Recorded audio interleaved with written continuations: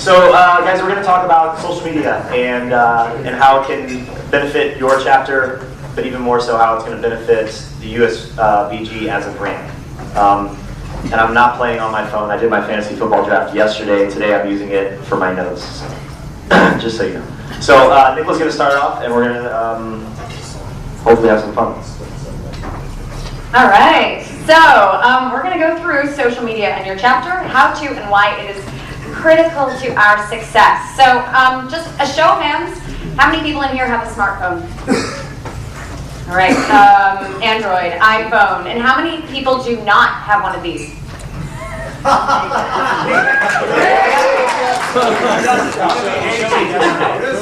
It's a flip phone from what, 2006 maybe? It's 7 years old, right? That's awesome.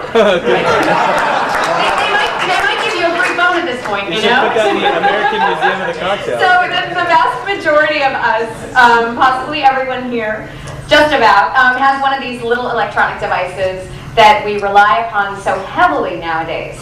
Now, how many of you have Facebook accounts? Show of hands. Who doesn't? Who doesn't? Jesus. How many people have Twitter accounts? Actually, several. Twitter accounts? Okay, and how about Instagram? Now, by chapter, how many of you have chapter Facebook pages? Good, good. And how about chapter Twitter accounts?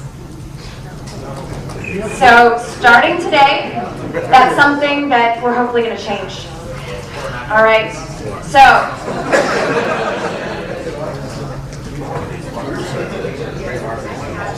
There we go.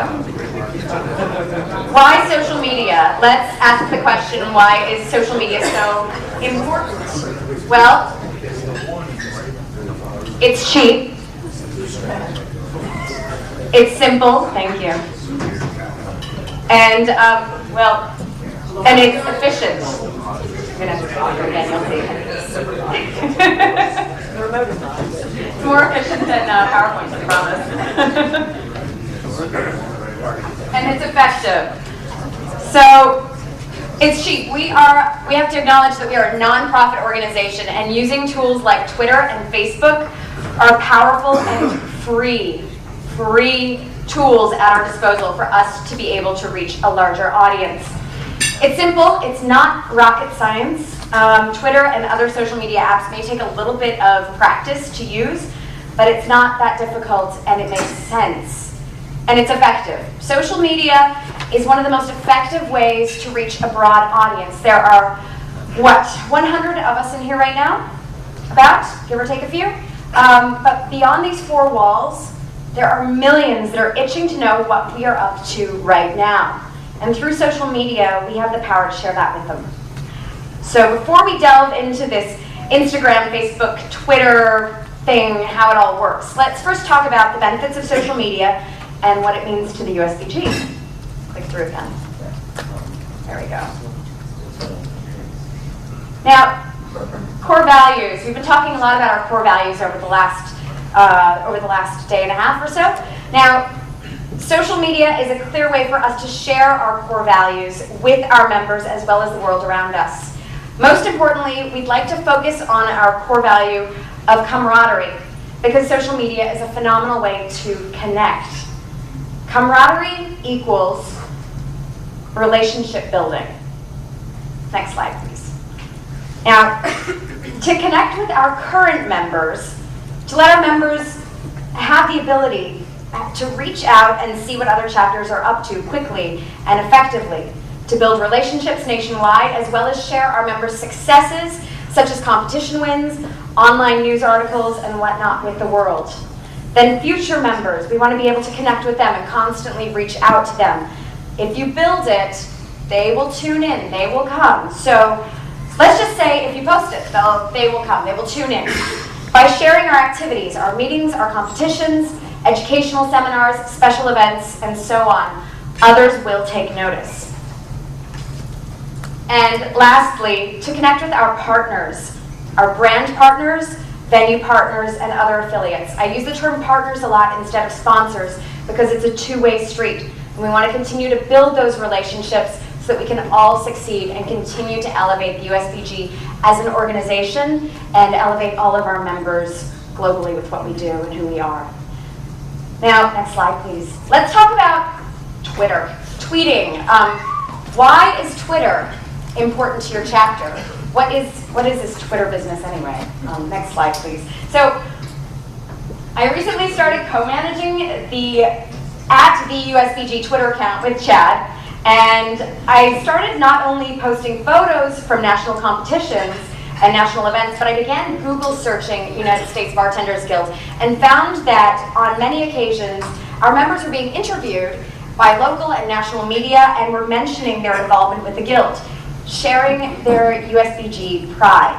A couple of weeks ago I found an article written by a local Cleveland newspaper featuring USBG member Joe DeLuca. So I posted this on August, there we go. On August 12th, I posted this article on the Twitter handle, the USBG, and posted this whole thing on A Beginner's Guide to Setting Up a Home Bar with a link. And I tagged in @USBG Cleveland, mentioned Joe DeLuca, as well as hashtagged USBG cocktails bartenders. Well, the article received 18 clicks. The USBG only currently has about 550 followers, and @USBG Cleveland only has 4 followers. Yeah. So not a massive outreach, right? That's not going to reach a lot of people. And Nicola's really good at drawing circles. I want to highlight a couple of things here. So that's not a huge outreach, 550 plus an additional 4 people. However, this post was favorited by 5 people, as you can see at the bottom there, and it was also retweeted by 6 people. Now, this is the important part. If you click over to the next slide, please. A couple things to click on the next one. There we go. The retweets that were done included Angus Winchester and Mr. Mixologist Josh Davis. The 2 of them combined have over 10,000 followers, which means that the reach of the article just increased. The reach increased by 2,000%. We went from about 500 followers to reaching over 10,000 just through the power of Twitter. So just looking at that, it shows these results, and it gives us the opportunity to share with the world who we are and what we do as an organization. So this gives us just basically an ability to connect, to reach out, not only with our current members and share those successes, but to reach future members so that they know what we're up to. This is really important for our membership growth. And this is not an out of the blue or unordinary example. Nicola and I have been tweeting all day yesterday about our events and our partners and using our partners' Twitter handles and different hashtags. And again, those tweets get retweeted by these brands that have even bigger outreach than Angus does. And again, it's spreading the word through exponential. Twitter is exponential marketing. It's 500 followers to 10,000 just with 142 characters. Yeah. A click. That's it. And through hashtagging effectively and tapping into the right Twitter handles as well. Again, it increases our audience unlike any other. So actually, I was going to point that out on a future slide. Also, some of our current tweets from the last couple of days, but. Let's not only talk about how social media is important to the USBG as an organization, but how it's important to the partners that we work with. Again, when I refer to partners, talking about brand partners, the venues that we work with, all of our affiliates, basically everyone that we work with on every single event that we have. So I first started noticing this really, the power of Twitter, when I was at the National Cocktail Competition in Chicago.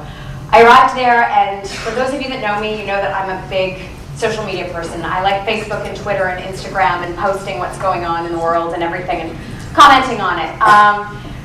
And when I got to the competition in Chicago, I started taking photos of the bartenders as they were competing, and then I started taking photos of their drinks being served and started tweeting it. And I ran up to Chris Patino and I said, it was sponsored by Beefeater24, by the way. I ran up and I said, do you guys have a Twitter handle or a hashtag? And he said, Drink English Gin. And I was like, awesome, okay, great. Either way, whether it was hashtag or a Twitter handle, he said drink English gin. So I started to bring that in. Our venue, Scofflaw, right? Yeah, Scofflaws. I checked in with them and found out what their Twitter handle was. Well, pretty soon as I started posting all of the photos from the competition, the bartenders got excited and they were like, wait, I have a Twitter account. I want to be able to, can you retweet that and send that over to me? And I realized the importance from our members and their accomplishments, because they're competing in a national competition, through the venue that is supporting us, to the brand that is also supporting us. All of these avenues are very important. And again, it's elevating their career, it's showcasing who they are, it's showcasing who the USBG is. It is also giving thanks to those awesome brands that want to sponsor us. When we do this two-way street and support them, there are a lot of people that want to support us, brands that want to support us, but they still need to go back to their bosses and then say, hey, look at the results of this. So we decided to sponsor the USBG. We gave them $2,000 to put on this competition, or $20,000, or $200, and this was the result. And they still need to get that approved. The more that we can play this give and take and show that we are grateful for their support because we need them as much as they need us, then we can all work together to elevate ourselves again as an organization, as well as supporting those that support us. So that's how I look at it. Now, as a result of the competition, these are just a few photos from that, and these were what were tweeted. I use a little app to pick stitch everything together, make nice little collages, post them up, and then this was the result. So all of those competitors could be displayed, and they could share that with all of their followers as well on Twitter. Be proud of their accomplishments. What is the app you use for the collage? I have a couple. There's Pick Stitch. I'll take a look on my iPhone afterwards if you guys want the list of, most of these apps are free, but I stitch the photos together, make nice little collages. Sometimes it's a great way to just tell a story by putting 3 photos together as opposed to 1, and immediately there's a stronger result. You know, just resonate, to look at that and be like, oh, I see the story that's happening. There's the bartender preparing his or her cocktail, and there's the cocktail being served.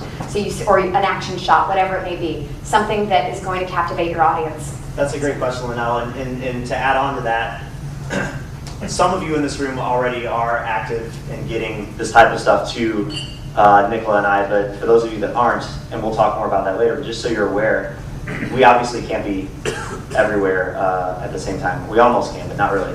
My teleport is out. But you guys are more than welcome to send this kind of stuff with your local competitions to us, and we can help you raise awareness at your local chapter by using the USBG on Twitter and our national Facebook page. So please keep that in mind. Well, and I think the best way, what will happen with this going forward is we will create a committee, and our hope is, we encourage that every single chapter have a social media chair. So whether that be an official title or whether that be someone from the council that takes on that responsibility, if you have that Twitter account, which by the way you can share, we share the USBG, so Chad and I can both tweet. You can share that responsibility so that there's always someone present actively, whether it be a meeting, whether it be a competition, whether it be a seminar. Basically, say we're hosting a meeting at Clover Club and Tanqueray is sponsoring. So we're going to want to bring in Tanqueray into that. Just doing a simple post saying, USBG meeting today, thanks so much to the Clover Club and Tanqueray for supporting us today. Great meeting. Photo of whoever's in the room or the cocktail or whatever it may be, and post it. Now if you put the USBG in there as well from your chapter's Twitter account, we can retweet that. We'll see that, and then we'll continue to share the results, to continue to, again, reach out into that Twitter universe, into that social media universe, and you'll see return. And what's really cool is a lot of the brands that support us as well, like Four Roses and Bombay Sapphire and whatnot, I see them favoriting things and often retweeting. And again, chances are they have more followers than us. And so when they retweet, that's, again, getting that word out to all of those bartenders and the public, anyone that follows them, it's going to carry over and it'll continue to trend. So, now. You have a question? Yeah. It's not a question, it's more of a comment from a brand perspective. There's many times I go into a market and I want to tweet something and I click on the first one I see and then later find out that that's their old Twitter handle. They have two. Who are you? I'm Christine. I'm a USBG member. I was here yesterday. But no, I want to promote the local chapter that I'm working with, and I want to get that out there and use it with Belvedere Vodka and let them promote it even more. But it's hard to do that when I go on there and local chapter has two handles. We're going to get to that because I've created a little spreadsheet. So, Thank you, though. A little spreadsheet, so as a chapter guidelines, and we'll get to that a little bit later on to answer your question. So, next slide, please. So, again, by posting these tweets on Twitter, increase the awareness of the USBG, who we are and what we do. Share our member successes, elevating their career and showing that we're proud of them. Elevate the venue being used, increasing venue visibility and driving new business to them. Everyone knows that when you check in on Facebook, you check in on Foursquare, you check in on Twitter and whatnot. So many different bars and restaurants, almost all of them have Twitter accounts nowadays. You see the return on that as well when your customers, when your guests, put positive feedback and whatnot. So we want to continue to do the same for them. As well as then, of course, our brand partners. Now, for our members at meetings and events and competitions and other special events, encourage, don't only have someone at your chapter be that local social media person. Encourage all of your members. Again, almost everyone in this room has a Facebook account. A huge portion of us have Twitter accounts. A lot of us are using Instagram. So through that, Twitter, encourage your members to also post. Share the Twitter handles and hashtags with them so that, hey, guess what, guys? This meeting today was sponsored by Bombay Sapphire. We want to say thank you. Sapphire Gin USA, that's how we're going to say thank you. It was sponsored by Belvedere. Please bring this in so that we can continue to thank them as well. Instagram, encourage them to Instagram the cocktail featured at today's meeting and post something positive. Post a picture of you and your friends hanging out together, whatever it may be that, again, bringing in at the USBG, bring in your chapter Twitter handle, and talk about what's going on, right? Take a photo of another member and post it on Facebook. You can hashtag there now too. You can now trend officially on Facebook. And last, Foursquare, check in on Foursquare, post a great tip. We came to this Bartenders, this fantastic bar sponsored our meeting today, and you guys have to come back and check it out, right? Finally, if you have other people that work on social media spots like Tumblr or those bloggers that we have that are members as well, that are our enthusiasts, encourage them to post too. So, or you can do what I do, which I like to call Insta-Tumble Tweet Book Squared, which is with one click on Instagram, you can reach 5 social media outlets. Very easy. You take one photo and post it and share it with all of those different avenues all at once. And so as long as you are trending properly, so always hashtag in, most importantly, USBG. Use that Twitter account at the USBG. Put that in there. Actually, we have an Instagram now as well, so just put it, at USBG on Instagram. Put that in there, and everything is going to share across the board. So it's one step, 5 social media outlets covered at once. So this just gives you an idea of some of the tweets that have happened over the last 24 hours. Already you can see that there's a return right there. Bonneville, where we had dinner last night, they already retweeted that we were there. So they shared that with all of their community as well. And right there, you know that so they're tuning in and they see that we were really, really thankful for the awesome dinner that they gave us last night. And they shared that with their audience as well. Also, you'll see that John Eason from Don Q from Sorales, we posted, thank you to Don Q, and that was posted already. He said that he wished that he could be here. We've also got Christine right up on there as well, and posted that, thank you to Belvedere and for, for sponsoring us yesterday as well. So again, it's you see the ripple effect already, basically. Here it is. Sorry, it's really blurry, but this is just a basic USBG social media template, so that you can do this for every meeting, event, competition, whatever the situation may be. But basically, just the name of the event, the date of the event, type of event, and then the venue, and what is the venue's Twitter handle if they have one. The brand partner, what's the brand partner's Twitter handle, and do they have a hashtag? Then the brand ambassador or seminar educator or presenter of any sort, what's their Twitter handle? And then for competitions, the name of the competitor and their Twitter handle as well. So again, we're just continuing to invest in our members, continuing to invest in the USBG and the people that support us as well. And that's why we're talking about this. So a Twitter handle is going to be the @ right, with whatever your Twitter handle is after that. Hashtag is how we trend. And so this is how other people can find us and follow us. So hashtag is that little phone number sign. And pounds. So the number sign, pounds, that thing. And bottom right of your phone. And then with that, put in things like, I always add things like bartenders. If it's a whiskey that's sponsoring, then put in whiskey. Or a gin. I put in things like bartenders, USBG, cocktails. It's a competition. I'm going to put in that it just hashtag competition, so that again, for anyone that's searching for those types of items as well, when they do a search on Twitter, that's going to pop up. And a big thing to remember with Twitter, it's public. So what you post on there is visible by all. There's no filters. There's no privacy settings there. But what you also put out there can be very, very valuable. So for instance, every tweet that Nicola and I have done here, we've used hashtag USBGLC or USBGLC 2013. So if, say, months down the road, we're like, oh, I want to find all those tweets, all you have to do is search by that hashtag and they'll all come up right away. So are we ever going to trend at the top of the list on Twitter with an event we do? Not necessarily, but it's a great way to kind of categorize things and keep them organized, and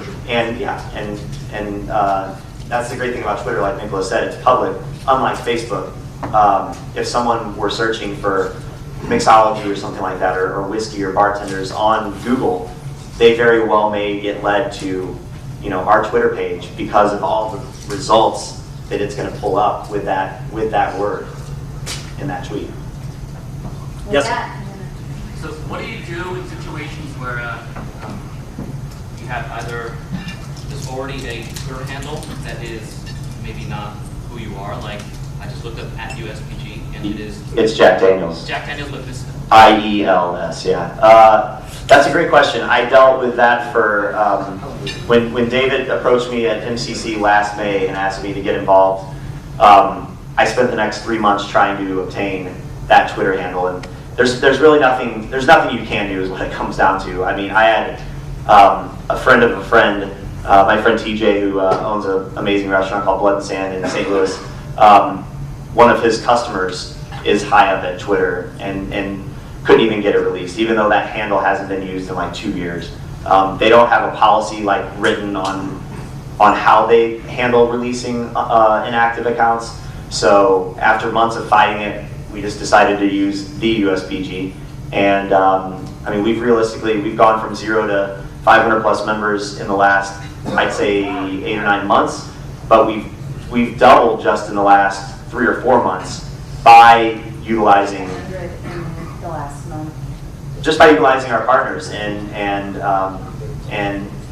being active on there, using hashtags, tying in our partners, whether it's like World Class US last night or Tanqueray USA yesterday. We're picking up followers every day because of that. So we just had to deal with it. Nothing we could do. The increase has been remarkable, though. It's really amazing. And for those of you that do tune in with it, I mean, thank you for tweeting and retweeting and everything, because we see that as well. And it's a positive message, you know? You put it out there and everyone, you know, it's a great way to be able to get everyone excited about what's going on. Recognize our members, you know? So let's talk about Facebook for a brief minute. I think we're all probably more comfortable with Facebook than we are with Twitter. I know I am. Nicola, she loves the little phone number sign thingy, so she's stuck on Twitter. But now we have hashtags on Facebook. Our Facebook page, we've got we're approaching 3,000 likes on Facebook, which shouldn't be a problem because there's over 2,000 of us. So as far as I'm concerned, everyone in this room better like our Facebook page. And if you're on Twitter, please follow us. But Facebook is definitely an easier way to share the visual aspect of what we do than Twitter. And we use it a lot for that. We don't tie our Twitter and Facebook posts together for that very reason. If the people that watch us on Facebook saw every post we made last night, they'd be like, Jesus, these freaking Twitter people are just flooding my Facebook page. But we do want to talk about some best practices for your local Facebook page. And there's arguments to be had on either side of these issues, so please speak up if you've got an opinion. But Nicola and I talked about what we think are the best practices for not only our national Facebook page, but for your local pages. And first thing, should it be an open or closed group? We're talking about your chapter pages. We're under the opinion that it should be an open group. If it's a closed group, you're literally just using that page to get information out to your local members, and that's it. That group's not accessible to anyone else. And what we're talking about here continuously, one is camaraderie, but two, our partners and our camaraderie with them. And as an organization, if we're going to continue to grow, we need to be accessible to general public. So having an open group. Use a closed message if your pages are different than groups. Yes, thank you very much. What about having both? Open and closed? Well, we have a closed group, it's called Pulse. Yeah. No, I'm being serious. And that's one that every member can access your page if it's on Pulse. Yeah, but they're Otherwise, not. What's that? But they're not. They're going to. I know what I'm saying is, for us, if we all have closed groups to communicate with our members, that means anytime one of us travels, we have to request permission to get access to that group first. And then I don't know about you guys, but I'm like a member of 10 different chapter groups right now. It'd be really nice if I didn't have to go through all of that to get the information. So no, I mean that in a positive way. Like the thing is that we're going to be sharing so much information on Pulse, and then But the reality is people log into Facebook every day, and I know for me, and I'm one of those anal time management people, and I love the presentation yesterday, take your 5 minutes, but I'm already stretched to the max time-wise, and I have spent time on Pulse, and I think it's a wonderful resource for us. But by the time you spend 5 minutes on this, and 5 minutes on Twitter and Facebook, and then you've got a gazillion emails backed up, it's a bit much some days. And so coming to Facebook and just going, okay, there, boom, boom, boom, and that's just the reality. And that's one challenge that Pulse has got to face. Can I just comment on that? I think you've got an incredible point on that, that Facebook is something that we already use, but we already use it for so many things that our messages about the USBG are completely diluted on there. So while it is accessible, it is something that we can do, it's also mixed in with so many other things. So how are we expecting people to focus on our chapter content in all of those other messages? That's I know that we talked about, Jeffrey even gave us a one minute discount because we are all so busy. And maybe it's not 5 minutes a day, but maybe it's 5 minutes 3 days a week. That you focus as a chapter leader, as someone who's stepped up into this position for their chapter to drive some content in your own chapter. 15 minutes a week. And that's kind of, that was the point of our presentation, is to talk about Facebook and Twitter and social media as an outreach tool, more than as a tool to communicate with your members.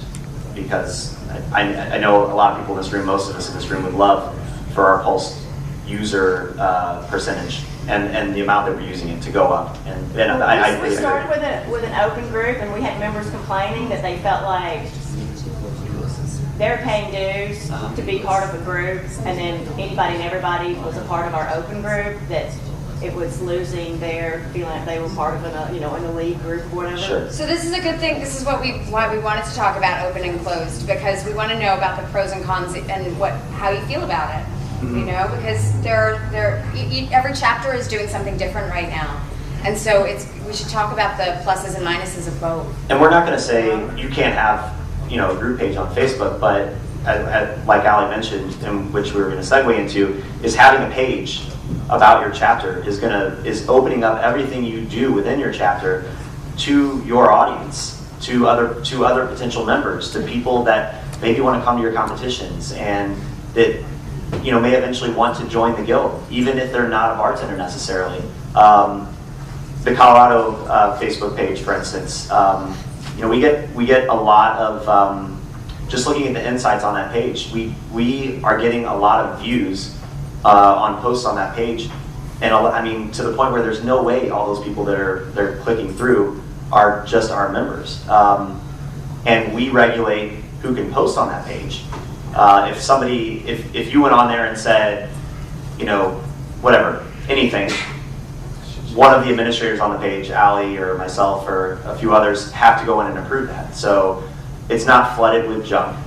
But as a paid Bartenders Guild member, you have the ability to make posts on that page, whether it's, we have people post all the time like, hey, I need to hire a bartender, anybody out there looking? It's a service that we're providing for our members that are paid up to date. So that's encouraging people. We're using it as a tool for membership retention, but we're also using it to reach out to those people that aren't a member at all. So you can have your cake and eat it too that way. It can be an exclusive thing, but still be available to everyone to see at the same time. And I think that's why we've seen the benefit of having an open and a closed. Yeah, definitely. But I agree there, and I would love for everyone's closed group in this room to be Pulse. Eventually, yeah. Let's make that a goal.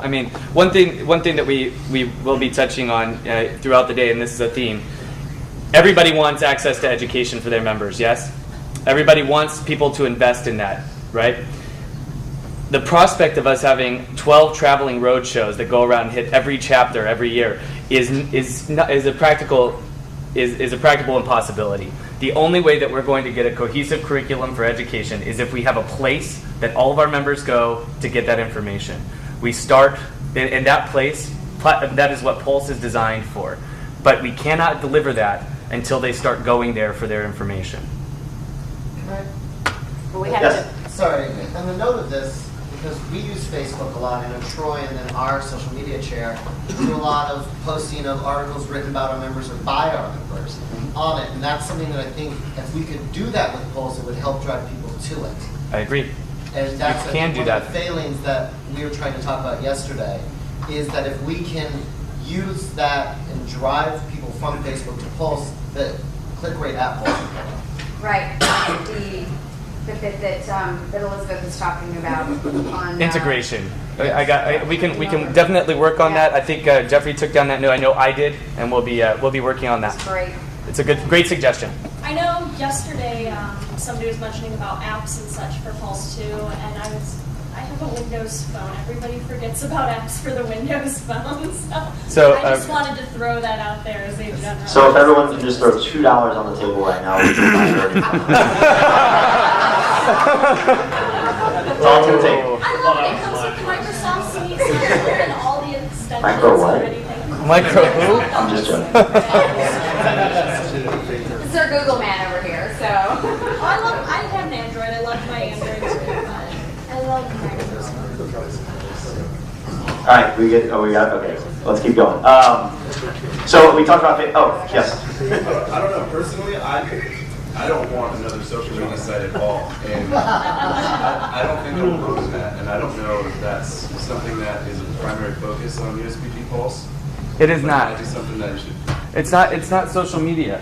It's not a social media site. It's an educational platform. It's what it does. But that's the feedback we're getting from our members I as understand. they're feeling it like it's just another side. Absolutely, and it's because we still need to develop the content. But that content is supposed to be developed by all of us together, and until we dedicate to it, it's not going to work. Social media and Pulse are different things. They have different goals. Pulse is an educational platform. But it's also, here's a friend, make me a friend. Maybe the language friend is a problem. Maybe that's confusing people. It is. Yeah. That's something that we can touch on, and it's definitely something. If you're passionate about making Pulse work because it is a viable solution for us getting education to our members, then we have committee forms. And guys, I would love to get some input on how to make it work for us better. But this is about social media, and Pulse is not social media. So let's let them finish, and we will get back to Pulse. That means no more Pulse questions, all right? So let's talk about do's and don'ts real quick, guys. You started the Pulse conversation. Oh, yes. I did. Yeah, so, I now closed that. and our friend I think over here is going to volunteer to run social media for his chapter, so. No, I totally understand. This is not for everybody. But I think within everyone's chapter, you've got a few people that probably spend way too much time on Facebook already, so that's me for my chapter. So just find that person and we'll get this ball rolling. But let's talk about some do's and don'ts real quick. You do need to maintain your accounts. Having them out there and not actually updating them is not doing anyone any good. It's not triggering any new views, so to speak, on Facebook, for instance. If you're not posting anything for days or weeks or whatever, you're not popping up in people's newsfeed, and it's just a dead page sitting there for no reason whatsoever. Sharing articles, blog posts, like we were just talking about. Getting content up on Facebook about your members. Whether it's a local newspaper or a national magazine or a blog or whatever, share that information about your members, or maybe it's not about your members at all. Maybe it's just good reading material. Yeah, just any kind of content whatsoever that may pertain or be of interest to your members and to people that are interested in your organization. Yeah. It's been my experience that to a degree, sharing articles and the constant reposting of shit bartenders say, Yeah. all that is actually devaluing our pages, because everybody else is posting that. I posted on personal Facebook. Everybody else has done it. Brands are posting it. So throwing it up on another one of our pages is just, it turns them into a click-through generating program, and we're really losing out on actual generated content from our members and from us. Can I say, just to add to that, someone who does a really great job, I think personally, with Twitter and Facebook posts is the Ford Mixology Lab.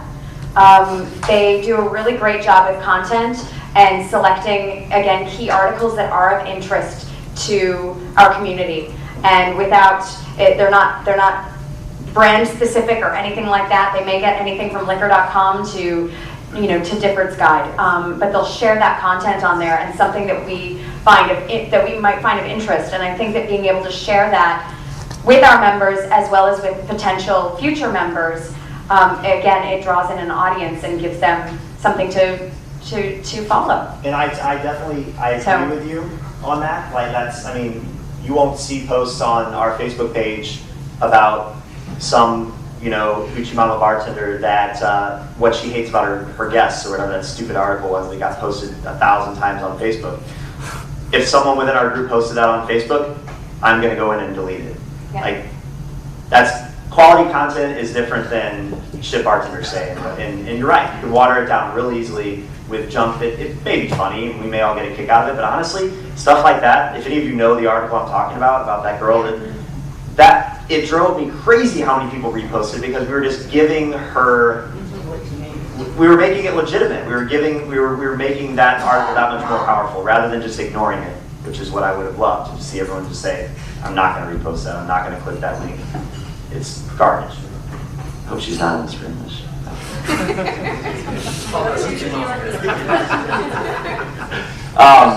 So, okay, we pretty much covered all that. We're running behind here. More do's and don'ts. Engage your peers, both current and future. We've talked about that. Remember who you're talking to on Facebook. That's, I think, hugely important. I see on a lot of pages, just consider yourself not only a leader of your chapter, but a spokesperson for the USBG, and consider what you're saying, how you're saying it, and who you're saying it to, and carry yourself in a professional manner on those pages, just like you would, in this room today if you weren't so hungover. I'm on the same boat. And like Nicola and I have said, Twitter's public. Facebook isn't necessarily. Facebook posts are not going to show up on Google if somebody's searching on there. They will on Twitter, so keep that in mind. Also keep in mind that what you put up there, for the most part, is there forever. Obviously, you can delete that stuff, but it's never really totally gone. On to the next photo. Yeah. So, stuff like this. I took this last night in Ray's room. Yeah, of course. We don't do that. So, it made me funny that, we all, our point with this photo was we all have those photos from our events, our competitions, or whatever, where towards the end of the night things start getting out of hand. Again, we are a professional bartending organization, and we need to promote ourselves as so. So, Reza, I'm sorry, but I'm not putting that picture on Facebook. Okay, just pronounce my name right and fine. Reza. I want to call you Reza. All right. Do post smiles, high fives, and good times. We need to take serious consideration how we portray our partners, the brands that we work with on these events. As well as our USBG logo itself. Yes, So, and our brand. Our brand. Does anyone have any good examples of defacing a brand they want to? No. It happens. We all know it happens. But we need to pay the same respect to our partners and our own brand that we would with our own personal image. And make sure you're really paying attention to your privacy settings, specifically on Facebook. And Twitter, it's open, it's wide open. So, and once that's retweeted, even if you delete your post, I don't know that goes away. So, it's already been shared, so remember that. I think that's it, really. Any other questions? Frank has something to add as well. Frank. No, I just think it's really important for us as a non-profit that we don't have a media public relations company that works with us. So any earned media, as we call it, is really important as we continue to grow. One of the things that I did with Facebook is I tagged a lot of the media trade companies that were coming to the leadership conference. Off of that, I got 3 tweets, one with the Beverage Journal, one with Providence Journal, and one with Chill Magazine that wants to cover the leadership conference. So it's all those things that if we can just tag the media people locally, I don't know how many of you have, saying that you're coming to the conference, and do that stuff, that's really important to us. Also, any media stuff that you get, I know Jonathan, I know Pam, just around the room, a lot of people have a great, I'm not saying you're whoring yourself or your brands or something like that. It's nothing like that. I mean, in terms of getting your name out there, and I apologize about that. I'm just saying in terms of, I'm saying in terms of the brands and stuff like that, in terms of overexposing the brands, you're trying to get yourself out there in terms of overexposing, not in terms of too much stuff. So I apologize. But what I guess I'm saying is it's really important to get our respect. I think, for us, we're going back to these sponsors, and they're giving us thousands and thousands of dollars to hold these competitions. And what do we get back from? What do they get back from us? And a lot of the times, they don't see a lot of the things that we do, and a lot of the exposures that we get through our media. Just as early as Bombay Sapphire competition, we were able to get 3 local trade magazines in Rhode Island that covered the Bombay Sapphire competition, also that we were going to Prague, stuff like that. I sent that over to Bombay Sapphire. They had no idea that we were covering the event up in Boston or Rhode Island. Connecticut does a great job to work with the Beverage Journal. In Connecticut, they're getting tagged a lot of times, or the articles are also there. But if the industry doesn't know that we're covering it, then it doesn't give us that edit. We can't go back and say, hey, because of that value, we're getting X amount of hits or something like that. So anytime you guys doing a contest, down in New Orleans, Atlanta, any place that you get an article that we don't know about, if you can send it to Nicola and the board, we can use that and build a nice repertoire to get more sponsorship. It gives us an edge. We are the best organization. We're the best organization, I think, in the world. And so we want that continuous you know, that continuous support and everything. And there's no reason for us not to. And as long as we, you know, continue to share that way, you know, we'll continue to grow. It's just really a great importance that if there's 41 chapters and each of us get an earned media off of that Beefeater 24 event or the Bombay Sapphire event, if we can get 41 articles that each of you guys send us from your local newspapers or trade magazines, and then we can submit that to a Belvedere or Diageo and stuff like that, saying, hey, we are able to earn 21 more media hits through our sponsorships and stuff like that you wouldn't be able to get. It just helps us out more as an organization. So as your homework, just for a few things, if you're not following us on Twitter, do it now, please. USBG. And ask your friends too on Twitter. Say, hey, if you know, my bartender friends, if you're not following the USBG, you should be for great stuff. Secondly, if you guys have anything with your local chapter that you think is pertinent to the national, to the group as a whole, and you're like, oh man, I wish Chad would put that on Facebook. Send it to me, please. cgeorge@usbg.org is my email address, and you know, get that out to us, please, please, please. Just the last thing, I'm not pouring out any information. Just kidding. For those of you who are actually interested in what your influences in social media and really like how you're connecting to people, there's an app called Clout, K-L-O-U-T, and it's really important that if this is something that's important to your chapter, to you as an individual to know your influence and to see how you're doing engaging, you should sign up for it. It basically wraps together all your social media outlets together and gives you a cumulative score telling you your influence by the week. And it's really great. It's great for, especially if you're a chapter, to gauge like how you're doing, if you're dropping, and then if you're dropping a score, what you have to do to bring it back up, posting articles, connecting to your members. So I urge all of you to sign up for Clout. It's an app you can keep on your phone. You look at it on your computer. Just a really great way to keep all this. And I honestly meant the first part of it as that Jason and Pam do an outstanding job. No, they really do. It's amazing that they I can go around the room and point out a lot of people that are always in the trade magazines or papers, and that they have a great respect and the respect that the media have for them to always get published. But if we can do that as an organization, it just adds so much more value to our organization, and this helps out that sponsorship level that we can get 41 earned media at least from each of the chapters. You can send that to us. It goes by volumes that we can give that brand so much more exposure. The venues, anyone who supports us, you know. Exactly, and the venues love it too. Great point.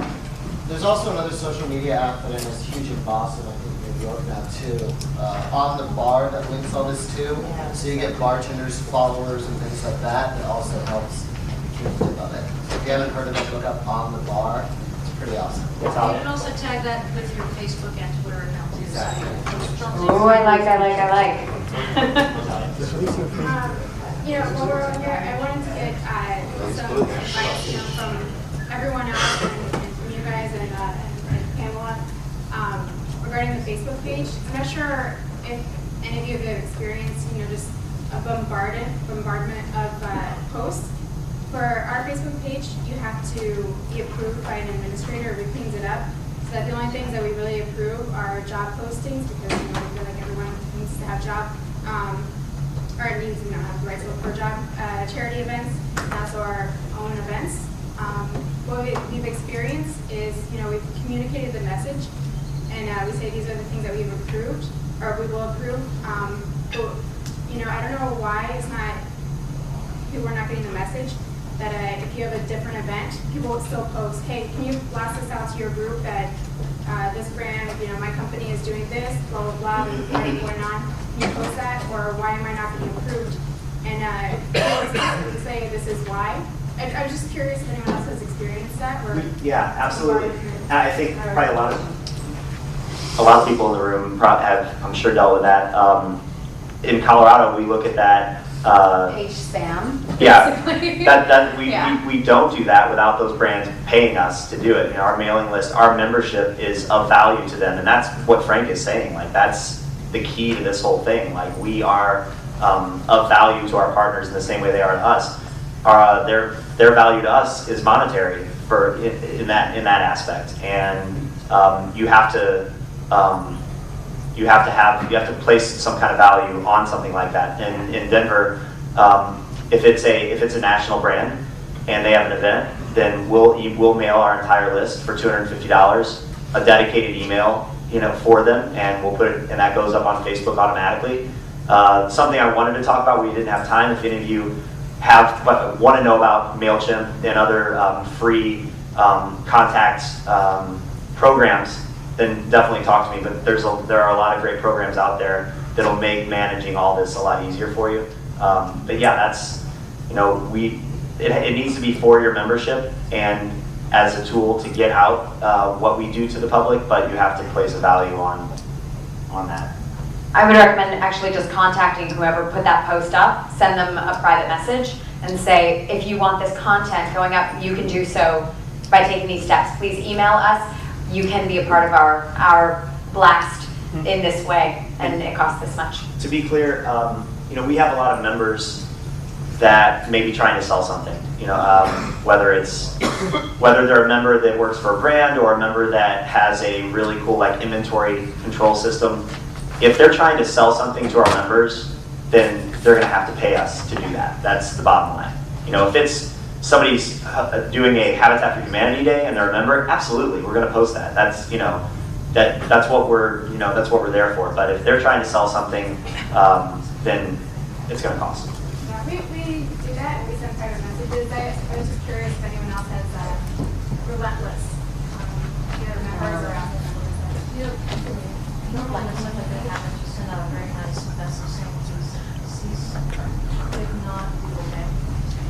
Yeah, exactly. You can block them for good. What is the official hashtag for this conference? I've noticed we've been using two, so let's just say right now to shorten it, keep it short and sweet, USBG LC. So you can use those characters to tell everyone how much fun you're having.